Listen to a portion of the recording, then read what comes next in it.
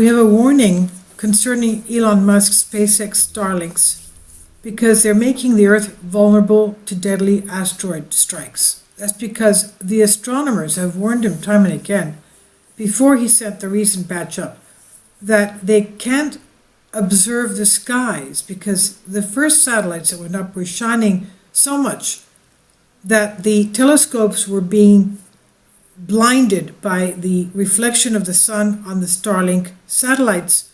They could not see what was beyond them. He said that he would paint them black, the next batch that would come up. He didn't. The second batch went up and it was not painted black, and they're still blinding the telescopes from the reflecting of the sun. Of course, the astronomers can't see what's out there properly. They can't track near-Earth objects, asteroids, meteors, comets. Sean Martin of Express UK reports the SpaceX and its StarLink project could make Earth vulnerable because of the civilization threatening asteroids. This is what the astronomers are warning yet again. Starlink is SpaceX satellite's broadband project. It will eventually put on thousands, tens of thousands of satellites to orbit Earth to deliver internet to every corner of the world. And Starlink is not going to be the only company doing this. There will be another 2 companies, and there's going to be over 40,000, 50,000 internet satellites anyway out there. Most of them will be for internet delivery worldwide. So you can understand what's going to be out there. While this could cause astronomers to believe that it could determine humanity's bid to save itself, if they can't observe the sky properly, they can't find what's hazardous to us. The asteroid hunting telescopes search for very faint images of asteroids, which they can use to judge the space rock's trajectory, size, speed, distance towards Earth. But this task becomes very difficult when the telescopes have to filter out tens of thousands of light-reflecting Starlink-type satellites because they can't do their job. One astronomer believes that the space experts should have been better prepared for the day when major corporations win out over the science community, and that they should have attempted to prevent objects like Starlink before they even began. I'm just wondering, who gave them the permission to put so many satellites up there? Where did he get the permission from? I mean, obviously they're rotating around every to be worldwide internet. They have to be everywhere over every country of the world. Who gave them the permission to do so? And now the astronomers are saying it's a threat to planetary security because of the inbound near-Earth objects. Now, even Elon Musk previously warned that a big rock will hit Earth eventually, and now the astronomers are again expressing their concern about this kind of a problem. While chances of a major asteroid hitting our Earth is small, NASA feels that there is a 1 in 300,000 chance every year that a space rock could cause regional damage and will hit and devastate the areas.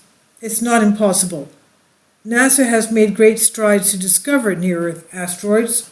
They have a certain, well, usually we could find it very easily on space weather, the near-Earth objects, the hazardous objects, and those that are over 400 feet wide are usually tracked, or they're trying to get all of them that are that big anyway. Although they can't get all of them, they're trying to. Now, that means there are about still 10% of dangerous asteroids that have not been spotted. They have not spotted all of them yet. The ones that are big enough to spot. They can't get the little ones. Now, the space agency feels that a space rock of just 1 kilometer wide could cause chaos across our whole planet. NASA states that an individual's chance of being killed by a meteorite is small, but the risk increases with the size of the impacting comet or asteroid. The greatest risks associated with global catastrophes resulting from impacts of objects that are larger than 1 kilometer. But it's not just asteroid hunting astronomers who have concerns over the StarLink. Last year, the International Astronomical Union, IAU, stated the scientific concerns are twofold, they said.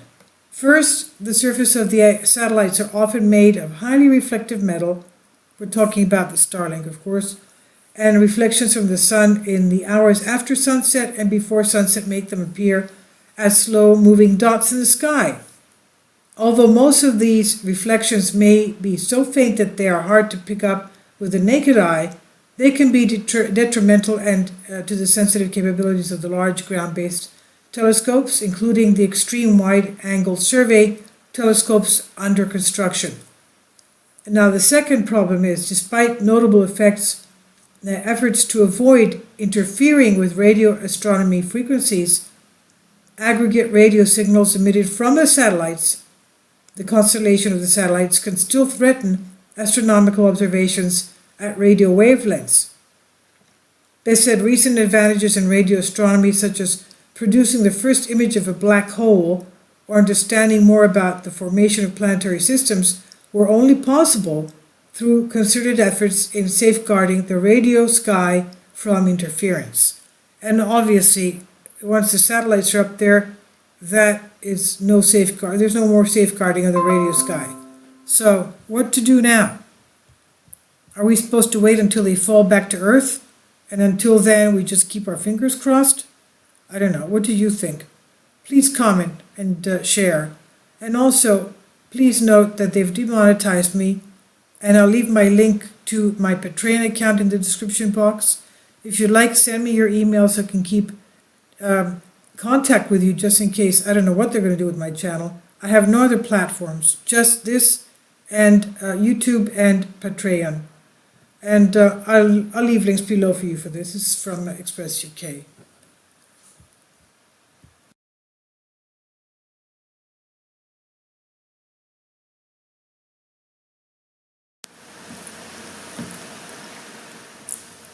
If you'd like to join me on my Patreon account, you will hear content not covered by mainstream media.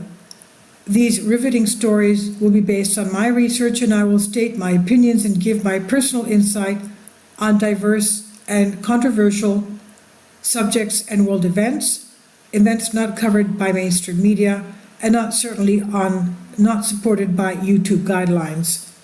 So whatever I have on my Patreon, most of those will not be on my YouTube channel. Please consider becoming a member today. More of the most significant and important videos will be on my Patreon channel. Your support helps me to continue my research and keeps this YouTube channel alive. And we depend on your support, your generous charity, because we help economically challenged families here in Athens, Greece, in Kapota, and we also help the young generation with university tuition and the community around our church. Thank you.